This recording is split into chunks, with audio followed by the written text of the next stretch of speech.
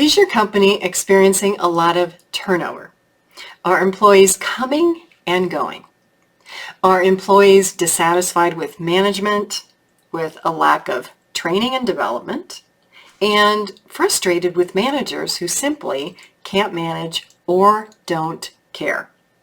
I'm Pamela D Wilson, and I'm here today to talk to you about the high cost of employee turnover that most companies don't realize. If you are in a small to medium-sized business in the service industry, which could be anything from hotels to hospitality to travel to housekeeping to healthcare, you might be experiencing extremely high turnover. In my early career, I worked for consumer products companies who were very supportive of me and other managers, and I was blessed. 20 years ago, I totally changed careers. I left consumer products and I moved into the healthcare industry, which, as you know, can be quite challenging. And in some sections of the healthcare industry, especially the direct care staff, so in-home caregivers, physical therapists, occupational therapists, nursing aides, care workers in assisted living communities, in nursing homes, and in other types of companies, the turnover rates might shock you, anywhere from 40 to 50 to 60%. I know because I was there. My first company was an in-home care agency. My second company was a care management agency. I was fortunate to have worked in corporate America, where a lot of training was available and where we used a lot of people strategy programs or assessment programs. You might have heard of these programs by the name of 360 Feedback, the Balanced Scorecard, other evaluation programs like the Myers-Briggs, the Wonderlic, and the DISC. In this video, I'm going to share some statistics about turnover and talk to you about a better employee assessment program that is actually a talent optimization program called the Predictive Index. I am a Predictive Index certified leader. Let's go back to statistics about turnover. In the first 90 days, you may be aware that people come and go. 33% of employees quit in the first 90 days because the information that they were told or heard about the job doesn't match the job.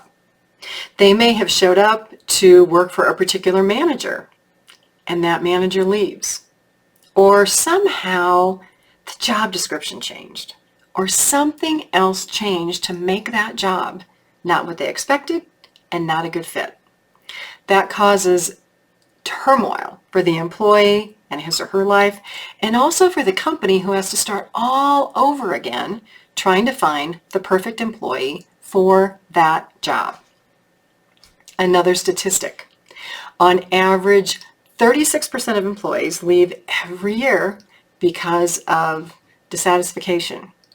Dissatisfaction with being unable to be promoted, not knowing what they need to do to advance their careers, and not liking their job. Maybe something changes in the job, in the company, and more importantly, not liking their managers. Let's talk about some dollars and cents. In the healthcare industry, especially with direct care workers, and these are home healthcare aides, aides who work in communities, turnover averages 50%. The cost to replace one of those employees, $3,000. On the lower end, $1,000. So let's say that 10 employees come and go in a year at a cost of $3,000 each. How much money is that? $30,000 cost to the company. If you have managers higher up, those costs are more substantial. Anywhere between $5,000 and $10,000 for a middle manager who leaves. Upper management, more expensive.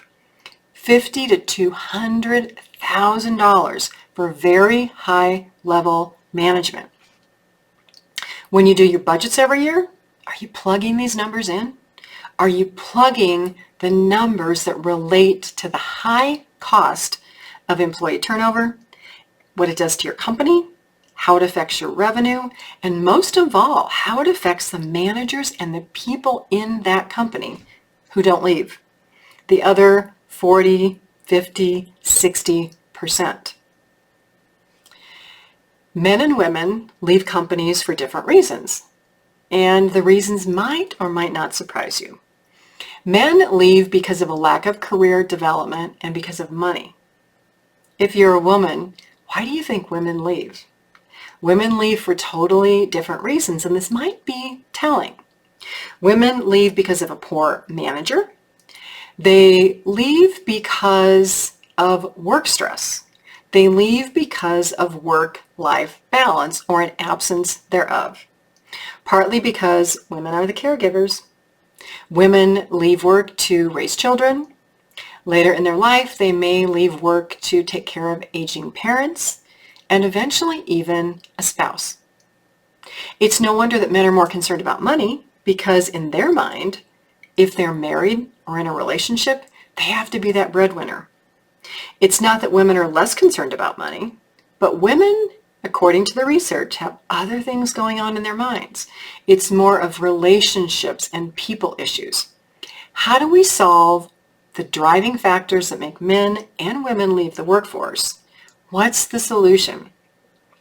The solution is an employee program and an employee strategy. Companies have goals over here. They want results over here, but what happens in the middle is that there is no people strategy. There's no thought about hiring the right people. Once you have the people in the company, making sure the right people are in the right jobs. Little thought about how to make teams function, how to make people work toward common goals, how to reduce conflict in the company. And when the results aren't the way they should be, how do we fix that? That solution is incorporated in the Predictive Index Talent Optimization Program. It's more than an employee assessment program. It does include a behavioral test that can be used for so many other options. For example, feasibility studies on who's the right person to hire. Ways to look at people on a team to make sure that if there's a gap, if we have a need that needs to be filled, can we pull somebody else from inside the company, or do we need to hire somebody else?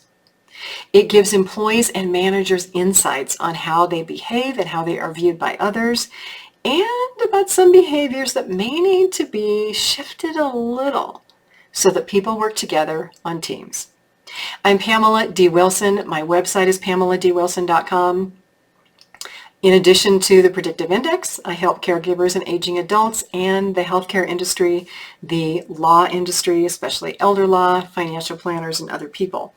If you go to my website, PamelaDWilson.com, and you click on the How I Help page, you can scroll down to the page that's called the Predictive Index, learn more about the Predictive Index, and contact me. I'll be happy to send you a link to a free behavioral assessment and talk about how the Predictive Index can make your company a company that thrives and a company where employees love to work and love to stay. Thanks for joining me. I'll see you again soon in another video.